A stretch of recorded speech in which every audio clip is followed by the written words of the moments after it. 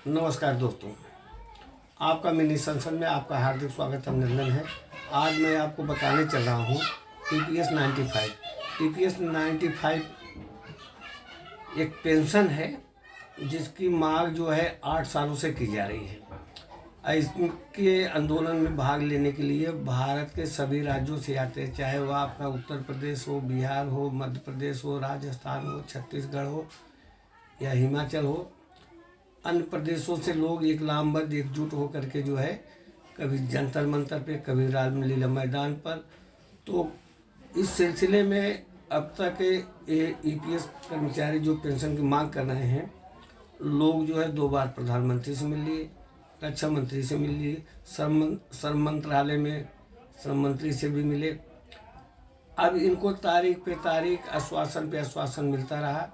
31 दिसंबर 2023 तक इनको डेडलाइन दी गई थी कि आपका काम हो जाएगा, आप लोग अपने घर जाइए। लेकिन इस पर कोई ऐसी रिपोर्ट ना आने की वजह से सरकार भी सुख शांति से चैन से बैठ गई, कोई स्टेटस पता नहीं। अब आप देखिए कि वृद्ध सबके घर में होते हैं, सबको ज़रूरत होता है, और जब पैसे नहीं होते तो गरिमा ख़त्म होने लगती है।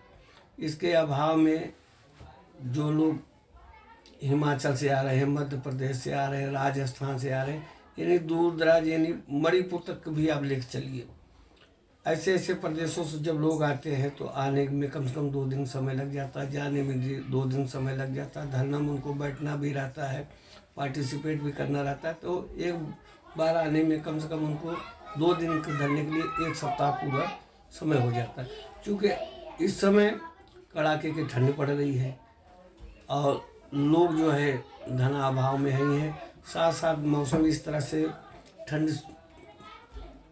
ठिठुरन वाली आ गई है कि सामान्य और स्वस्थ आदमी को भी जीने इस मौसम में मुश्किल सा हो जाता है।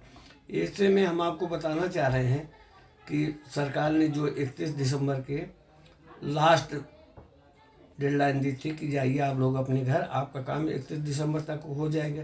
लेकिन उसकी कोई नई अपडेट जो है 1 तारीख को नहीं आई, 2 तारीख को नहीं आई, 3 तारीख को नहीं आई, 4 तारीख को नहीं आई, इस तरह से नहीं आई। लेकिन अब सूचना आ रही है आने वाले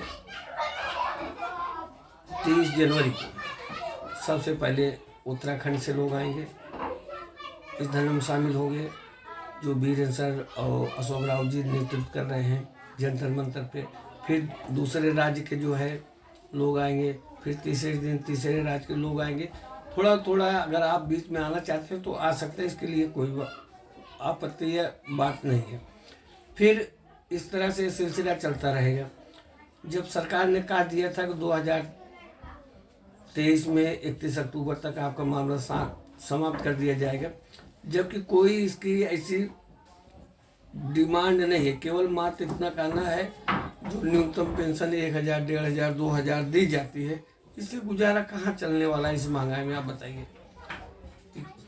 दवाइयों पर खर्चा कितना आ रहा है, साग सब्जी पर कितना खर्चा आ रहा है, खाने पीने में कितना खर्चा, महंगाई बढ़ी हुई है।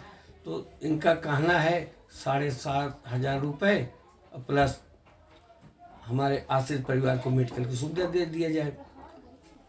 ऐसी सुविधा के लिए इस तरह से ये मामला सुप्रीम कोर्ट में गया। सुप्रीम कोर्ट से फैसला भी आया कि आप लोगों को जो है 7500 रुपये पेंशन मिलेगी।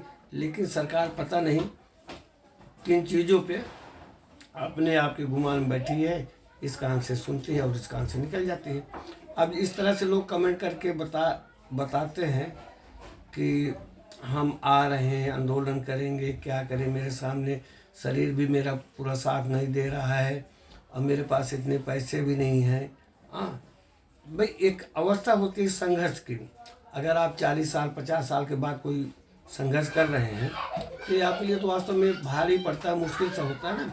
अब ऐसे कंडीशन में जो इस बार की रणनीति बनाई गई है कि वो जो है 30 जनवरी महत्वपूर्ण। हमने जब उनसे पूछा कि 30 जनवरी को आपने क्यों चुना, जबकि बीच में लोग जगह जगह अपना आंदोलन कर रहे हैं, कोई महाराष्ट्र में, कोई मध्य प्रदेश में, कहीं थोड़ा बहुत रिपोर्ट ऐसी आ रही है कि आपने 30 जनवरी को क्यों चुना।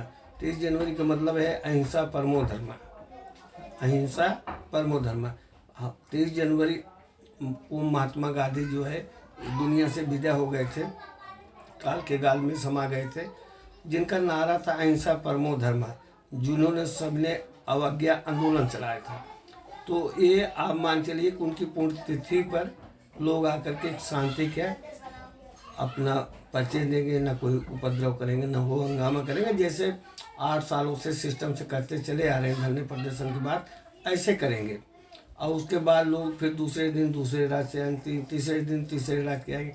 जब आप लोग कमेंट करते हैं कि वृद्ध सबके घर में होते हैं, परेशानी सबके होती है, सरकार सोई हुई है, इस बार कैसे प्रदर्शन करेंगे ना।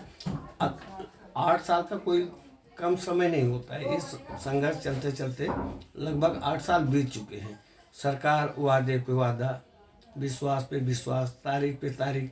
कभी आप जाइए श्रम मंत्रालय तो आप उनके पास जाइए, प्रधानमंत्री ने भी आश्वासन दिया, गृह मंत्री ने भी दिया, रक्षा मंत्री ने भी आश्वासन दिया कि आपका काम हो जाएगा। इसके ना काम होने की वजह से आपको बताना अच्छा सा लग रहा है मुझे। इसके लिए बहुत बड़े पैमाने पर रामलीला मैदान में प्रदर्शन हुआ, जंतर मंतर पर हुआ, राजस्थान, मध्य प्रदेश, कई प्रदेशों में जो है कार्यालय पर किया है। लेकिन सरकार कहाँ सुनती है, आश्वासन दे देती, तारीख पे तारीख दे देती। एक उम्मीद होती है, विश्वास होता है, जिसके आधार पर सारे काम किए जाते हैं। इस विश्लेषण में बस आज इतना, जैसे जैसे नई अपडेट आती रहेगी वैसे वैसे हम आपको बताते रहेंगे। Thank you.